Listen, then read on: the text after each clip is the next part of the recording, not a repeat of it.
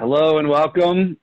My name is Steve Kessen. I'm our CEO here at Fathom, and welcome to week 8 of our 8-week roundtable. This Remote Roundtable series has really been all about bringing marketers together, especially during this time as we all been displaced a bit through COVID. And we've had a lot of different topics in which we've covered over the last 7 weeks. You know, we have particular channel topics in digital, like what's going on in paid media and social, and how do you get social to convert, and all the changes that are happening around search engine optimization or nurture marketing and so on. And we've also done some deep dive conversations in a few core areas such as healthcare and higher education. And last week we really rounded it out from the plan topic side of really about, you know, change management and how important that is to the modern marketing leader. So today's discussion is really intended to be an open discussion. So this is an opportunity for us as, you know, a group of marketers here just to get together and collaborate, talk about what's on your mind. We have some perspectives of some things that we're seeing, but today's conversation, I would say even more so than some of the others have been all about, or is all about, you know, a free form conversation in terms of what's, you know, most important to you. So got a few friends on the line here. So Caitlin, good to see you again. And Alan, nice to see you also. And Janet, we have you joining us. Janet, I'd love if you would give just maybe a brief introduction. Hi, first time caller. Hi. I'm currently at Case Western Reserve University. I'm Director of Digital Content Strategy. So I spend a lot of time in SEO and analytics. We recently went through a centralization, as people may have heard. And I'm finding this time of stay at home to be a good time to learn a few things and maybe meet a few people and get to know some people in ways I wouldn't have ordinarily. So I was thrilled to hear about these roundtable and wanted to check it out. Caitlin Caldwell, who is a former colleague at Case, actually turned me on to this. So glad to be here to catch one of these at least. Awesome, very good. And Alan, do you want to just give a brief introduction, maybe Caitlin as well, just so we all know who's on the line today? Sure. So I'm Alan Rosso. I'm the Director of Special Projects for Columbia University, housed in the Office of Alumni and Development, and work a lot with how can we, you know, especially digitally, how can we reconnect with long lapsed and non-donors at Columbia and a lot in our gift planning space. And with our good friend Jim Cole, we've done a longitudinal study at Columbia now for almost 2 years, exploring just that space. And it's been really impactful in how it's changed how we look at the digital space at the university. Very good. Great to have you. And Caitlin, you want to just give a brief introduction for anybody that may not be familiar with you? Sure, yeah. I'm Caitlin Caldwell. I'm currently with Nesnadny and Schwartz, which is a web design and graphic design firm in Cleveland.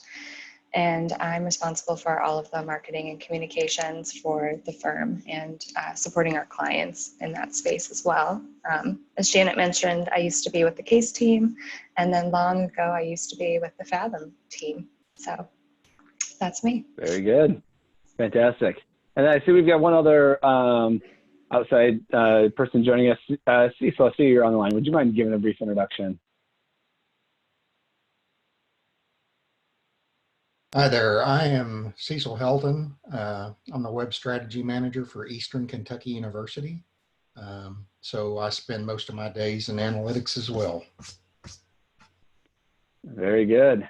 Well, it's so good to have you join the conversation today, Cecil, also. So I have an analytics background, so I love this analytics type discussion. I used to actually do analytics for the Cleveland Cavaliers. And I'm a Weatherhead alum, Janet. So I bleed Case Western Reserve Blue here. So it's great to have the crew here and some familiar faces. So the conversation today, like I said, today is intended to be an open discussion. Myself, I've got my colleague Jim Cole joining us. Jim is our head of sales and marketing at Fathom. has been on both agency side and client side over time, and offers some perspective on really all sides of the house. And also joined by both Melissa and Joe from Fathom's marketing team that also bring a wealth of experience on both agency and brand side. So today is intended to be an open conversation. To maybe kick off the conversation, I want to just offer maybe a brief perspective. And, you know, a brief perspective on what we see happening just as marketing as a whole, but maybe ever more so in today's environment. And, you know, anybody that has been around me has heard me talk about the reality of the role of the marketing leader has changed.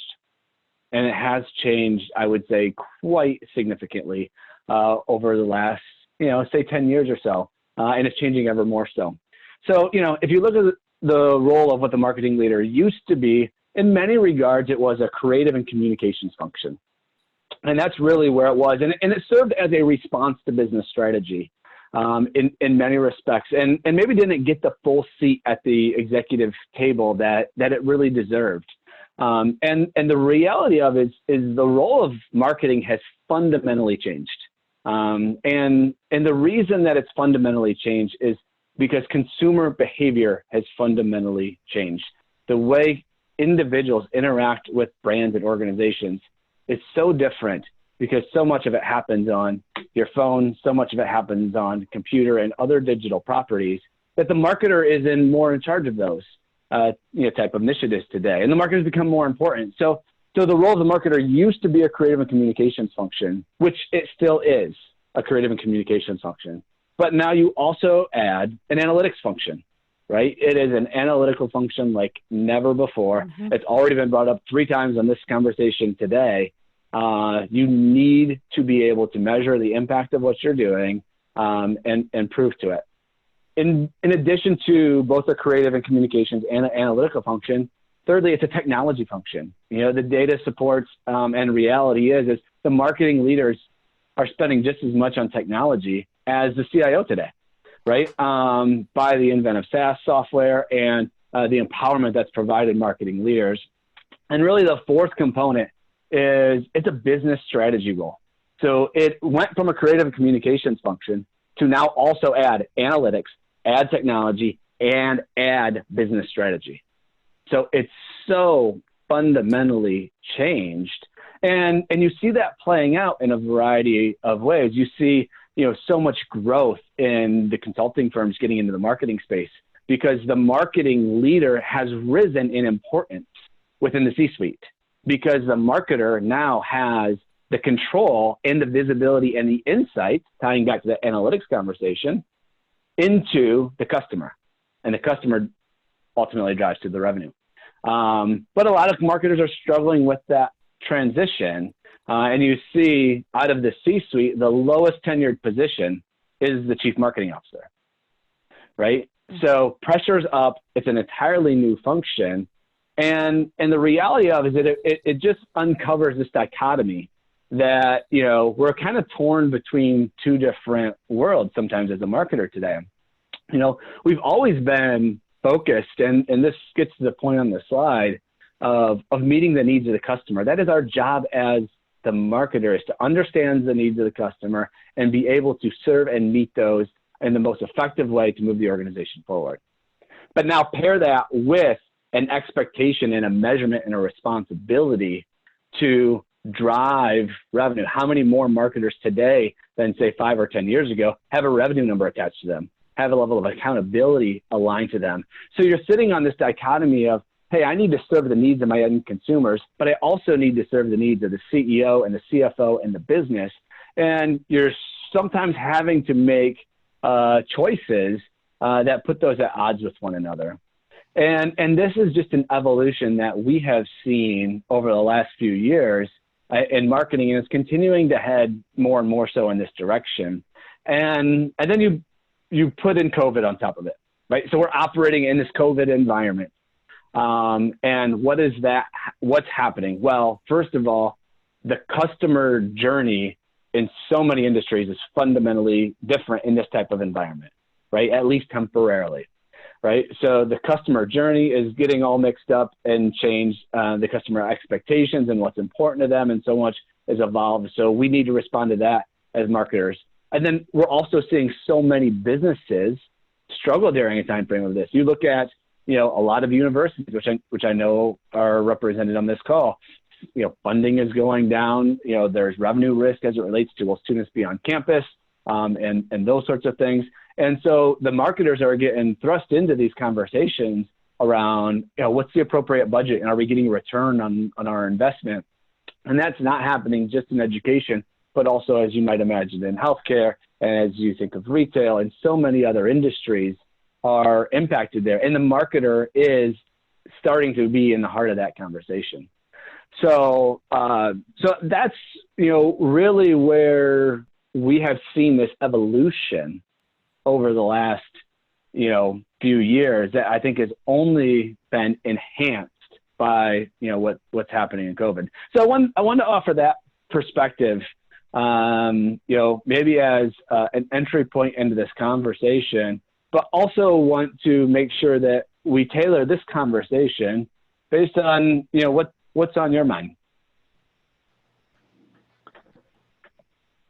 So along those lines, maybe I'll open it up, or maybe if you have a perspective, you want to jump in here, but, are there particular components either of what you're seeing in the market today, or just a general topic, knowing this is an open discussion this afternoon, that you want to dig into with fellow marketers?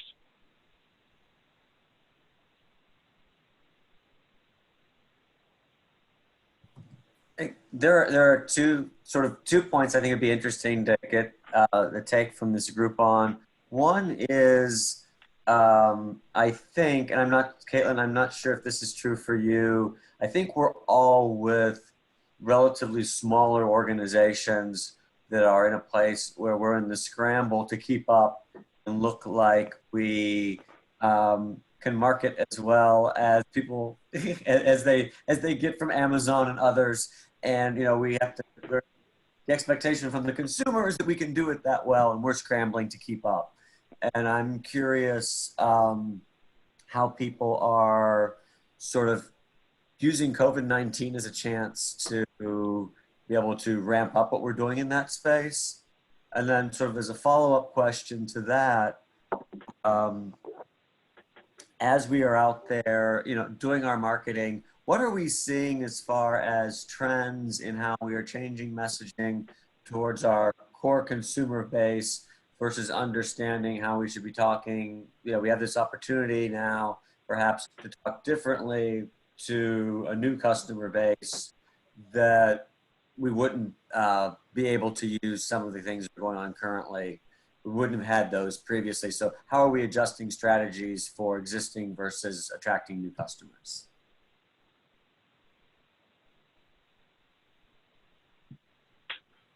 I have a addendum to that too. How long, because no one has a crystal ball here, and I think everyone wishes they did, how long is COVID the elephant in the room? I mean, you have to be able to make plans and you have to be able to think long-term. You have to, but at the same time, none of us can think long-term right now. We're stuck in this kind of a nightmare of day by day. And is this an economic problem? I mean, it's hitting our bottom lines, but on the other hand, you can't discount the fact that a lot of the decisions have to be made, particularly on college campuses, on safety and other factors. But, if I put out some large publication or put together a large publication that takes 3 months to put together, in 3 months, I don't know what it's going to look like. So how do I, it's just so hard to plan. And so I wonder if anyone else is thinking about how do you even make a long-term plan right now or a medium-term plan? Yeah, my questions are kind of similar to Janet and what Alan first said, in that I was wondering too, just how everyone's thinking about prioritizing work in the digital space across all of our marketing tasks. I came to quite a few of the roundtables, and every time I left really excited about what we talked about. And then I thought, well, this is just a piece of the pie. And is this the most important piece for me? And how do I decide? Because right now it feels like to make something so important, you do have to sacrifice something else so that your team can focus and execute well and be there for the clients and your consumers and everybody. So that's what I was thinking about too. Hey, Steve, what that particular question, and I think we can branch out into, I think there's some nice connection points between Alan and Janet, what you'd like to talk about. But Steve, what comes to mind for me immediately, and I suppose you can shoot me down on this recommendation, is certainly not to say that Fathom, in the way that we operate as a business, have every answer for every question and have the path figured out, because that's not, I think more than anything, we feel those same things that you feel. How do we prioritize? Mm-hmm. What's the right decision? Do we plan for the near, mid, or long term? All of those things are the things we're navigating as operators of our business, as well as for how we are having conversations with, across the spectrum of the clients that we serve and work with. But Steve, what comes to mind for me first is Fathom just went through, as a result of COVID, sort of a reassessment of what is our immediate action and how do we prioritize, both in terms of go-to-market and how we best support our clients. How do we determine what is a priority and what is not? I don't know if you want to maybe speak to what went through the head of a CEO as you were thinking about aligning your team, including a marketer and sales and operations and client services and all that. How did you think about that, and how did you lead the team? And that might illuminate for Caitlin and for others, what are you thinking about, and what do you expect your team to be thinking about, as a way to help guide maybe some thought around that? Yeah, no, happy to, and I certainly don't have all the answers, and also feel free to challenge and add additional conversation here. We're operating in such a unprecedented time that there is no standard playbook to go to here, right? So in my mind, you have to get back to the fundamentals during times of uncertainty. So as a leader leading during this time, I think part of our responsibility, and I think this goes with your audience, I think this goes with your internal organization that you might be supporting or leading or being a part of and so on, communication and transparency both need to skyrocket up during a time like this. You have to acknowledge, as Janet, you called it, this elephant in the room, because it is there. And if you don't talk about it and acknowledge it, then you have the opportunity to come off as tone deaf or not really being connected to the reality of what's important. So, as we think about our business, we have a strategic plan. We have a vision to, very meaningful goals for 2023 for our organization. And that is a direction that we're heading, and we do annual planning and quarterly planning and all of those things moving towards that direction. As we started off of this year, and maybe getting a little more detailed than useful, but maybe it's helpful, we focused a lot on, hey, how do we continue to grow our business, which we've been growing, and maintain great quality. And so there's been such a huge focus on continuing to do the things that you need to do to scale a business. Well, then COVID hits, right? During scale, you're starting to think about process, and you're starting to think about redundancies and all of those things that go into making sure that you're ready to keep high quality while you're also growing. And when COVID hits, it kind of shook things from a degree where you got to get back to the fundamentals. And the fundamentals are, as a business, how do you create value? And make sure that you are creating maximum value to start. And in our business, we are a knowledge business, and our value is created by the expertise of our team members and understanding the challenges and needs of our clients. So we took our Q2 priority which we set literally like as this COVID was starting, and we went back to basics. And Fathom's Q2 priority is simple. It's take care of our clients and people. It's as simple as that. And the reality of it is we are ultra focused in this time of operating to get to the basics to we are more proactively reaching out to our clients, having that conversation of, hey, how is this impacting your business? We're studying what's going on in the market so we can offer a critical perspective, be it the digital channels, be it industries, be it the uniqueness of each individual business we're operating with. So we are, I would say, ever more so, leaning in at depth with our clients and then with our team members. I mean, it's a wild environment where, you have a 2-year-old show up on a camera, you've got dogs barking on somebody else's, and it's just a wild environment from which to operate in. And just to respect that, right? Like, hey, this isn't ideal or perfect scenario. We're all working out of the best that we can. And I think have a mix of grace while also having a mix of support and focus, I think is important at a time like this. So our priority has really been, lasered on getting back to the fundamentals. Jim, is there anything that you want to round out that on? I would just maybe add that what that produced for me and for my team, it would be sort of interesting also to have Joe and Melissa pipe in here to see if it influenced their day and priorities in a different way too, but sort of you get multiple levels of translation here. A question that I guess I would have for Cecil and Alan and Caitlin and Janet is, how do you navigate this time and think about priorities? A very direct question I would ask is, what have you said no to? Because what Steve described in our process set up a foundation for my decisions around investments and energy and resources to clearly define what will I say no to in this time for the next 6 weeks or 8 weeks or 90 days, whatever, right? I define time periods. And then I communicated, to Steve's point, over communicate with my team and those teams and stakeholders where my decisions impact what their expectation set. Clearly deciding, I am saying no to these set of activities and investments, many of which would be good things to do right now.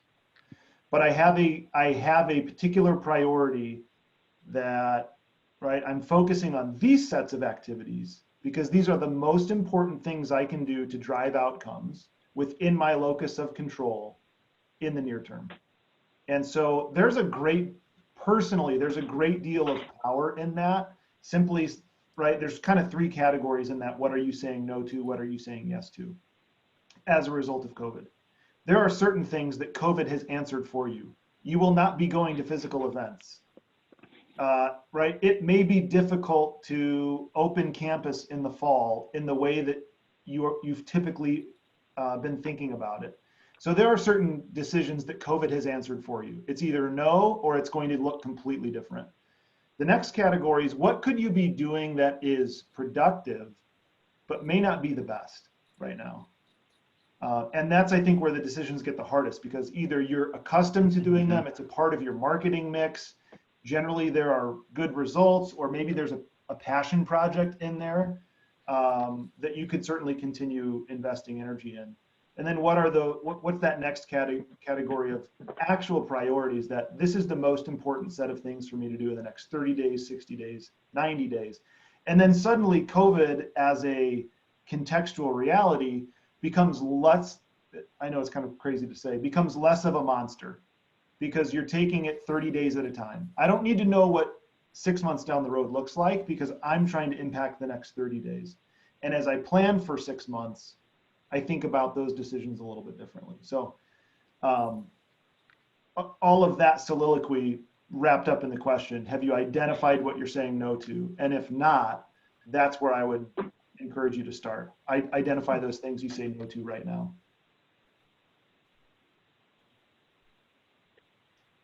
I would just add, so we're kind of like going down the totem pole, as it were.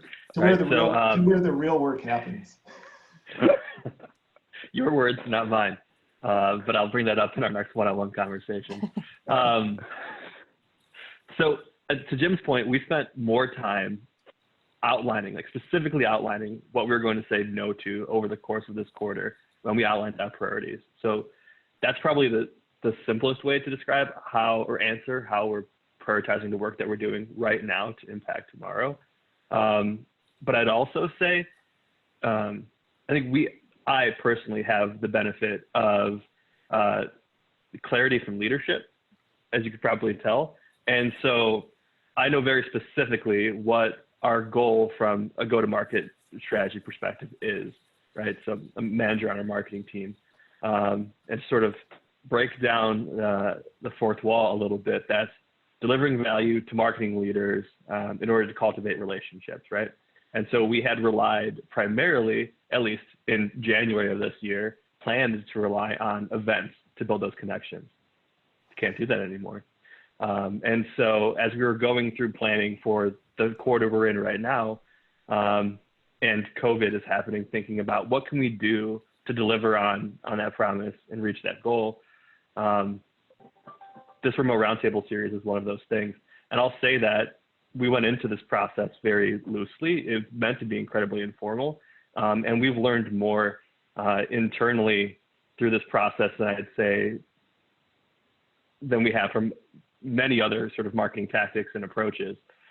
There's a lot of learnings that we can take into both kind of remote realities of the future, but physical ones as well. But we're also thinking about what are those projects we didn't really maybe have time for in the past.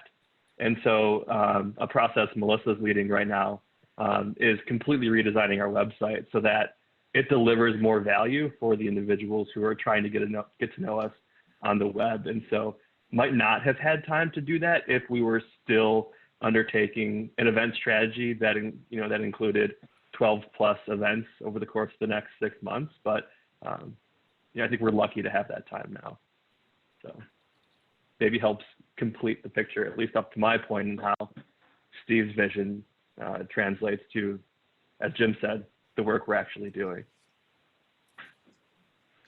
Maybe we circle back to Caitlin. As you think about how do I figure out what I work on and what I don't, or what's important and what's not, how much of that do you see as sitting in your world and decisions you make versus waiting for others to maybe take a direction or offer some of that direction? Yeah, I think that's a good question. I mean, my team is relatively small, and so I like to work really closely with our designers and to make sure that they feel like they're a part of that decision to the extent to which they can be, and that they know how long it takes them to work on certain things. And if we're asking them to put something else on their plate, I want to be really realistic about the hours and the time that it takes, and knowing that being remote now, things are just taking longer. So encouraging them to say, why don't you give me a range of your hours? We don't have to be concrete. And then I feel like it's my job to then communicate that to the client and say, this is what it's going to take for us to do this. This is what that timeline looks like for your project. And, does that work for you? Because then maybe we need to negotiate a little bit more and see.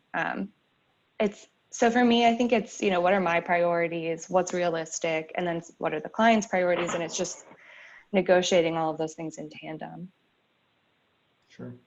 I'd be curious for Alan, Cecil, Janet, thinking about your sort of end user. Alan, for you, alumni and friends of the university, Janet and Cecil, maybe, right, prospective students or even existing students. In what ways are you thinking about their needs? Because Alan, right, you mentioned, hey, how are we changing messaging? I'd be curious to know what everybody's doing and how are we leveraging the relevancy of COVID, but also the opportunity to be talking about the right things. So I guess I would ask, I'd be interested in everyone's perspective on what are you doing to get closer to the needs of your end user, whether it's a student or graduate? I can start. I spent a lot of time looking over year, and I don't know, it always seemed reasonable to think of this time last year, what did we do?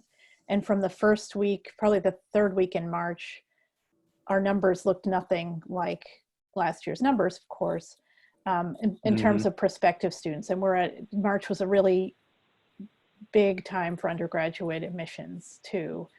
So the only thing to do is look at what's popping out at you. There's never been a better time to see the black and white. I mean, you look for subtle gradations in your analytics, but this time it was boom, and it's virtual visits.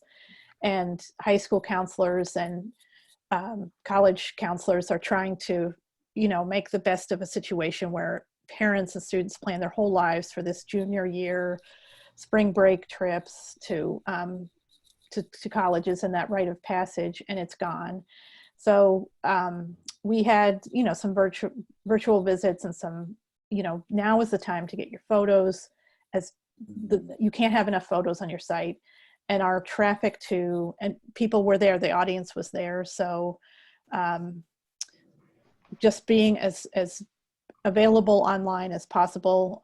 And every college, or a lot of colleges, have adapted to this, but finding ways to show people who can't come and see you, because now this hit right during the time when everybody was planning summer trips or whatever, and there was this immediate, so you could see it there, and that was the crisis reaction. I wouldn't call it a crisis. It's not a crisis to not be able to come to a college campus, but it is for juniors, and so you try to be upbeat and positive, but also being totally different. Yeah, of course.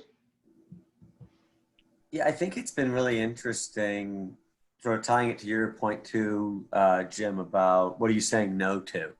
And I think, if as we pull the silver linings out of COVID, and I think there are quite a few of them on it from a business planning perspective, let me clarify. But I think, mainly for us, one is it has helped us hone in and go back to what's our bread and butter. What do we do well? What do our students and alumni really expect from us?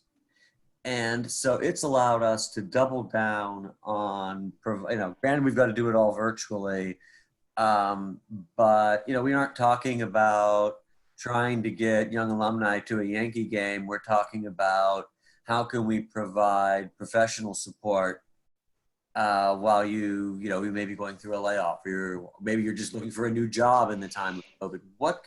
We're back to it forces us back to our wheelhouse in a really good way. And I think finding places to take advantage of that. And also, it's a moment when we look at graduating students. What we can't afford to have historically at Columbia, we have some really bad classes in the late 60s, early 70s in the Vietnam years, where there were a lot of protests on campus. And we call them the lost classes, where they come up for the reunion where you're not raising any money from that class. They all had this horrible experience. Without rehashing that, we can't let that happen with the classes of 20 and 21. So what are we doing now that isn't fluff, that is showing that we're actually there to try and support them through this transition? So I think that's one avenue where the paring down has been really positive. And I think there's been a growth opportunity for us where we lag behind in so many business procedures, the way we work. So we've been able to do, we were talking about having DocuSign for pledge agreements. It was about a 3-year conversation about whether we could do that or not. And lo and behold, it took about a week and a half. When there was no way for somebody to physically sign a pledge agreement, we figured that out. So I think there's a lot of things like that where it's been positive, and the difficulty becomes where you can find these growth points. How do you use existing staff who are who are event planners? How do you moved over into working in this other world a little more effectively? But I think that it's really brought on, some chances for some real positive momentum for us, and then paring down, who's your best customer right now, and where are you looking at current donors for revenue. And a real big thing for us is on the long tail is connecting with those people that have been consistent donors over time. Now's the perfect moment. We're really beefing up personal outreach, digital outreach, one-to-one about bequests, because those are the people that care about what we do long-term. And COVID or no COVID, they believe in the power of the university and the power of education. And now there's no time like the present to engage them in that type of thinking. You know, Alan, oh, go ahead, Jim. Well, I was that brings up for me is the distinction between maybe reimagining the customer or the student's needs, not in terms of the activities that we typically produce or set in motion, but reimagining what is at the base, what is the insight of the need. So it recalled for me this Inside Higher Ed article featured earlier this week.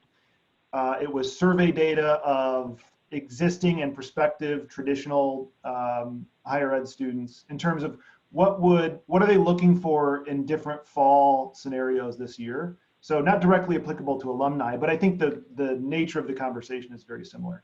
And three things, if I can just call them out, and then maybe we can set up an interesting debate that I think we could potentially have. One is, what's a scenario that would prompt existing students to transfer to another institution, right? So Janet, if you think about, okay, what's the opportunity for CASE? Or what's the opportunity at EKU? Right. Well, 33% of students said if their institution is not opening in some form or fashion with on-campus programs in the fall, they would be highly likely to transfer to another institution that is. So what is that conquesting or capture opportunity for transfer students? That's a big focus. Mm-hmm. Another is asking about features of campus life. How important are these traditional features in a COVID world? And they asked about how important is it that campus housing opens? What about social events returning to the university? Athletics, the fact that they, regardless of attendance, but whether athletics are occurring, mm-hmm. And how important is it that fine arts and events are occurring in the life of the university? And for all of these, it's greater than 50% of students saying these things are important in the life of a university. So how do we reimagine them if we're not, if we can't bring those things to life in the typical way they've occurred in the past? And so I think to me, it's about reimagining those core needs. What is it about the core need of these campus life features that we can speak to, or that we can deliver against? Now, obviously, Janet, those decisions aren't up to you singularly. Nope. So you can't necessarily directly influence all of those tomorrow, obviously. But being a voice in that conversation certainly advances your ability to prioritize the right things. Yes, that's a really good point. Which brings me to maybe, if I can, Steve, I didn't want to cut you off, but maybe introduce Go for it. A bit of a debate topic, because I think this speaks to really the conversation we've been having. I'm going to give you two choices, and of course, you're not going to want to pick either of them. That's the whole point of this, but you're going to want to be somewhere in the middle. But let me throw this out there, and then we can debate which side you're on. The most effective leader, marketing leader, institutional leader, the most effective leader in today's world is making decisions based on hard data or on intuition. So you have to pick a side. The most effective leader today is making decisions based on hard data or making decisions based on intuition. Because, Caitlin, to your point, how do I choose what to do, right? Even at my level, the way Joe operates in his day, what Steve is thinking about, all of us are in the scenario, whether we are a marketing leader or whatever area of responsibility we have. So which side would we pick? Maybe Caitlin, can I go to you first? The best leader makes decisions today based on hard data or on intuition. Where are you? You know, my gut says hard data, actually. My gut says hard data. I love it. Yeah, great. I'm, you know, I'm internally struggling with this because I'm like, why are you feeling this way? Because you know, the data right now is so different than the data 3 months ago. Mm-hmm. But I feel like through data, you have a sense of what's successful, and you can then, I think, incorporate your intuition and follow it that way. I think if you just go with intuition and you're totally out of touch with your data, you might be successful, you might be just lucky, but it's going to be luck, and you're not going to know why you were successful. And for me right now, knowing why you're succeeding is really important. That's my answer. Great. Janet, can we have you I either could not join nod Caitlin enough. or offer a Yeah, rebuttal? no, I'm totally, because what intuition, honestly, I mean, what are you going to compare this to 9/11? You're going to compare this to the Great Recession? What intuition do I draw on here? And that freaks me out. But I can look at hard data and adjust to it and tweak it and learn things that I think I didn't know. And I just think I don't trust intuition right now because I don't know what's happening. In the middle of March, I could hardly open a computer because I was so worried about my parents and my kids and whatever. And I don't think you make good decisions that way. I think you have to, in something this big, and I don't think there's a way to exaggerate it, I think you have to calm yourself down through data and science. Otherwise, I think you can get too caught up in the emotion of it. Okay. Alan, how about for you? Well, I think that, you know, we've worked together enough. You probably, my gut reaction is to go down the data road, because I think it's so important to decision making. But I'm actually going to take the other tack, partially to be devil's advocate, but also because I think there's truth in it. I think that one of the problems we have on the data side is it's still limited. How good is your data? It has to be, to answer that question, if it's intuition or data, you have to have some sense of how high quality is my data. Mm-hmm. Because if my data is not great, I'm still going to be making bad decisions. And I think, you know, we also know that the people that are communicating with us, that data that we're collecting, especially when we're talking in the social space, is limited to people who are interacting with us highly through digital, and we're missing a large segment of the population that isn't the way they primarily want to interact with us. So I think that there's something to be said for, there's got to be some leadership by intuition. I think that that's where we get to the heart and soul of an organization. Data is wonderful, but you don't get the right message out of data points. You get the right message out of truly getting in and understanding and being thoughtful and being human. And I think what we run the risk of losing in a very digital world is that human aspect. And I think people, both how you manage the workplace and how you work with your constituents, when we become overly data driven, we lose the human aspect. And that's where you end up creating, I think, a lot of this, well, you know, we currently see, especially pre-COVID, this backlash we were seeing against digital communication. I'm on Team Alan. I'm on Team Alan and intuition because what hasn't changed and what won't ever change is that effective leaders, at least from my perspective, do what's right, right? It's the idea of right or wrong and do the right thing. To Alan's point, data can highlight a segment of our audience for us, but it's not going to pull on their heartstrings. What is the intuition that we all carry. That's largely colored by the data that we have internalized. Sure. But it's our ability to connect with them on our audiences on a human level that will ultimately, create value for them and strengthen the relationship between both parties. So, maybe we take a pause here and circle back, Joe, to another facet of initially what we maybe wanted to, what we heard from Alan, Caitlin, and Janet on, hey, let's make sure we talk about these topics. So we've talked about what do we do, prioritization, how do we use data versus intuition. Where do you want to take us next in terms of sort of in our, maybe our final segment here, maybe something different we haven't touched on? So maybe focusing a little more long-term, right? I think Janet asked, how long is COVID the elephant in the room? Mm-hmm. How long is it shaping the decisions that we make?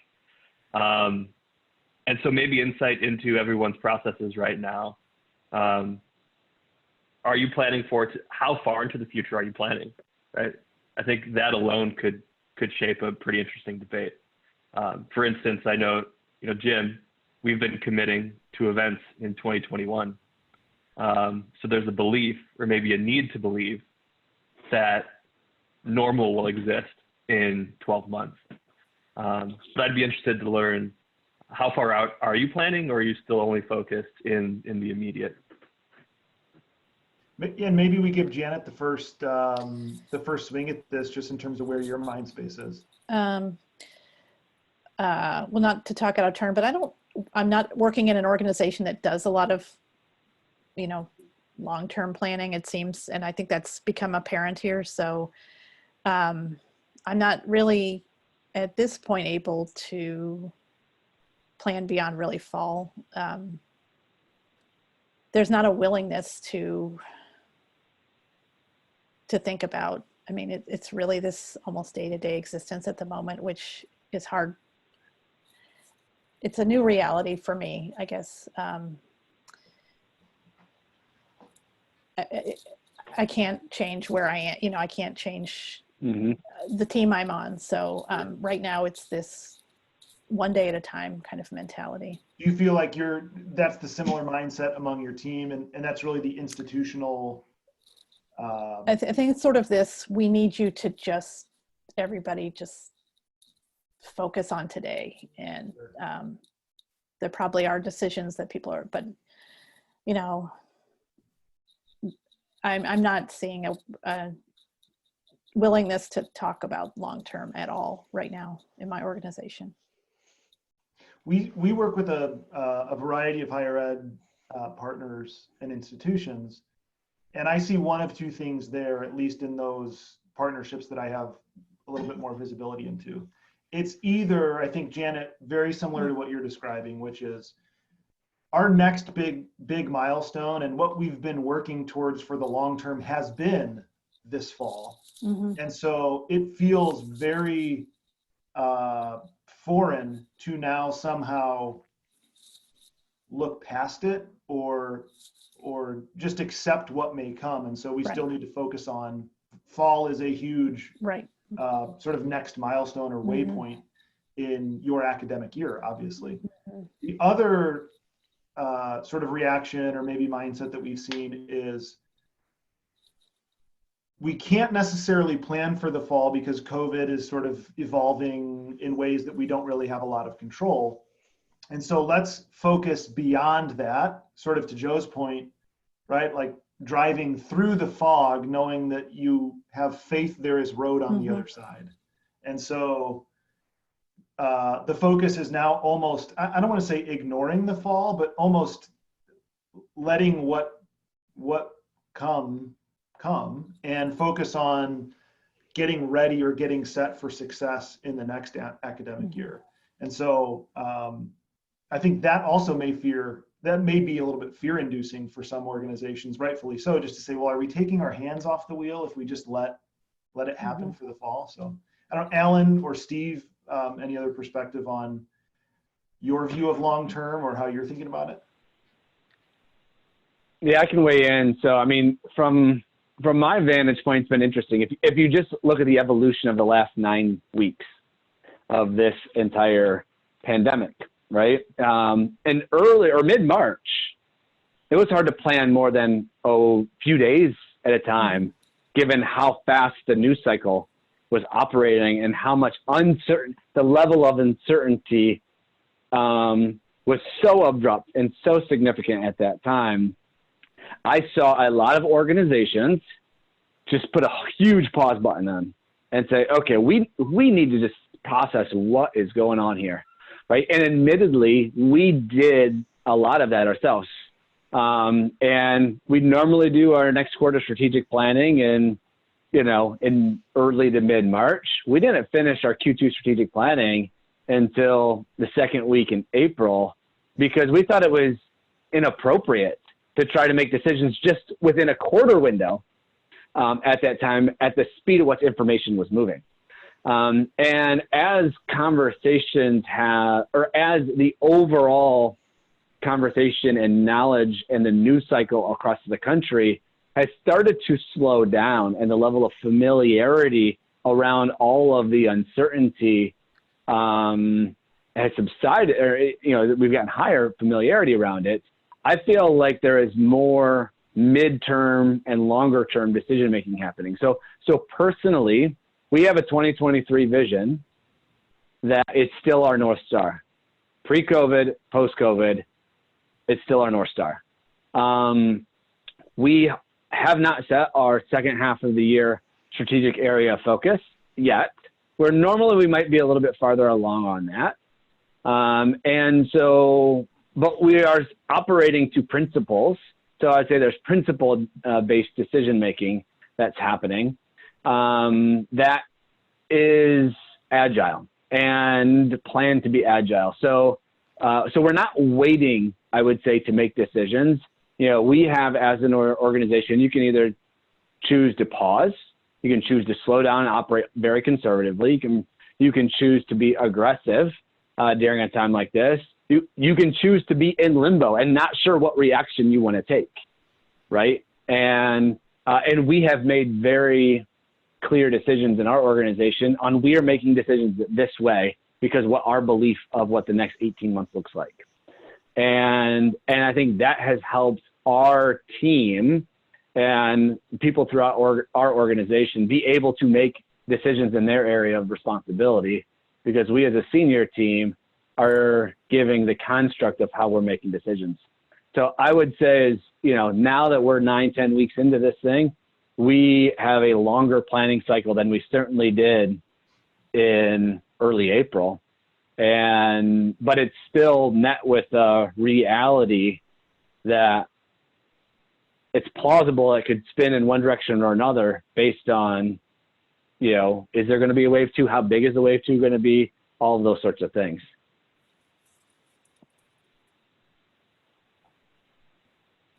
Yeah, I think with our organization, it's interesting. And Janet, hearing what you're saying, especially on the admissions side, I think it is a very different world when you're thinking of how do we recruit, get a new class of students in here and maintain thinking of it as that revenue stream. How do we get the university flow those students? I think is so different than the side of the house where I sit on, which is how are we getting donations from people who are already through the system and are thinking of, and how do we keep connected? So I think one of the things you have going on at the university is it's much easier to be in a long-term mindset when you're on the alumni relations and development side of the house, I think, than when you are on the admissions side of the house. Does that sound fair, Janet? Oh yeah, for sure.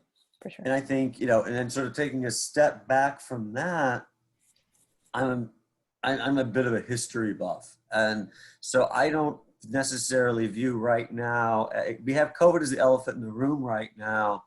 I don't look at it as when COVID isn't going to be with us. COVID is probably going to be with us and part of our conversation for at least 10 years or until something comes along that eclipses what's happened with COVID and we're pivoting again, because we're going to see even the norm is going to be new, as different, and that's going to evolve. So I almost look at this as we're still talking about ramifications of things that happened if it was the 1918 pandemic, World War I, World War II.